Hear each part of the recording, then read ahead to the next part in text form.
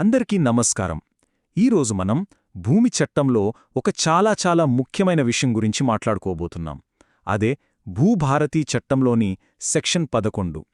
ఇది ప్రతి ఒక్క భూ యజమాని తెలుసుకోవాల్సిన అంశం.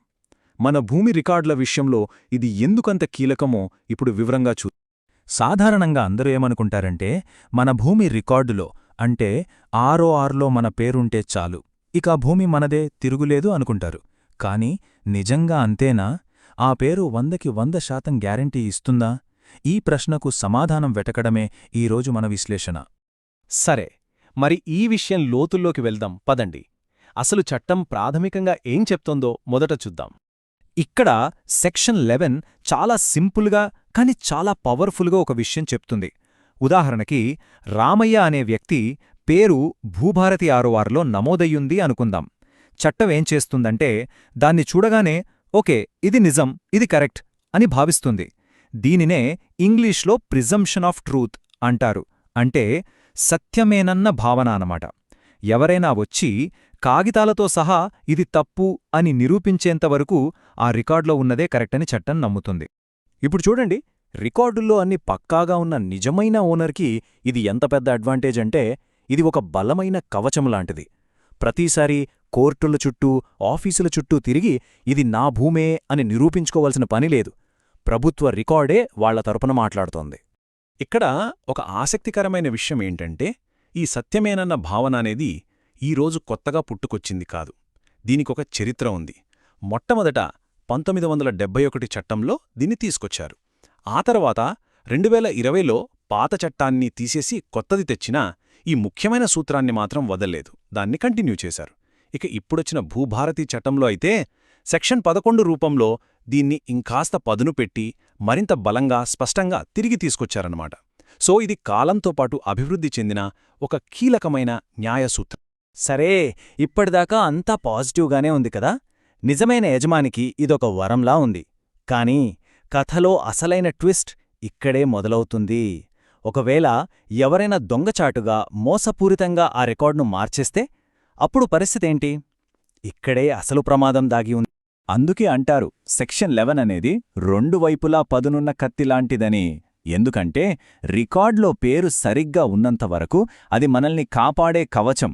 కానీ మన దురదృష్టం కొద్దీ ఎవరైనా మన పేరు తీసేసి వాళ్ల పేరు తప్పుగా ఎక్కించుకుంటే మాత్రం అదే చట్టం మనకు బూమరాంగ్ అవుతుంది.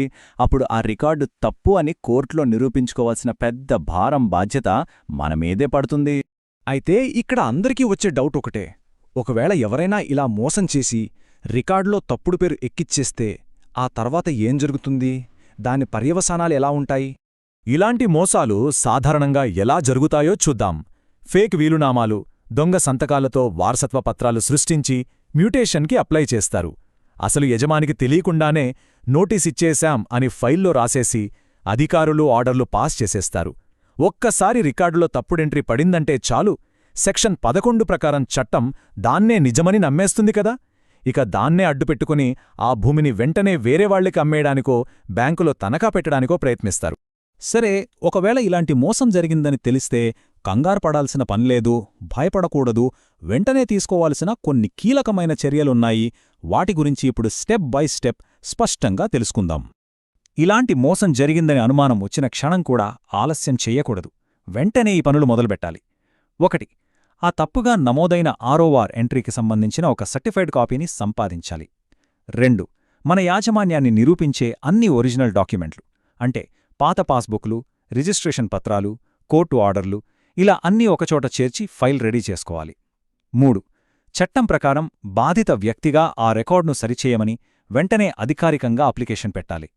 ఇక అన్నిటికన్నా ముఖ్యమైనది 4వది, మనం ఆఫీస్లో ఇచ్చే ప్రతి కాగితానికి, ప్రతి అప్లికేషన్కి తప్పనిసరిగా రసీదు లేదా డైరీ నంబర్ తీసుకోవాలి. దీన్ని అస్సలు మర్చిపోవద్దు. భవిష్యత్లో ఇదే మనకు పెద్ద ఆధారమవుతుంది. ఈ మొదటి స్టెప్స్ తీసుకున్న తర్వాత అసలైన న్యాయ పోరాటం మొదలవుతుంది. దీనికి ఒక పద్ధతి, ఒక ప్రణాళిక అవసరం. చట్టపరంగా మనకు అందుబాటులో ఉన్న మార్గాలేంటో ఇప్పుడు చూద్దాం. చూడండి, చట్టం మనకు అప్పీల్ చేసుకోవడానికి ఒక స్పష్టమైన దారిని చూపించింది. ఆర్డర్ వచ్చిన 60 రోజుల్లోపు మనం ఆర్డీఓకి మొదటి అప్పీల్ చేసుకోవచ్చు. కొన్ని ప్రత్యేకమైన కేసుల్లో అయితే నేరుగా జిల్లా కలెక్టర్కు కూడా అప్పీల్ చేసే అవకాశం ఉంది.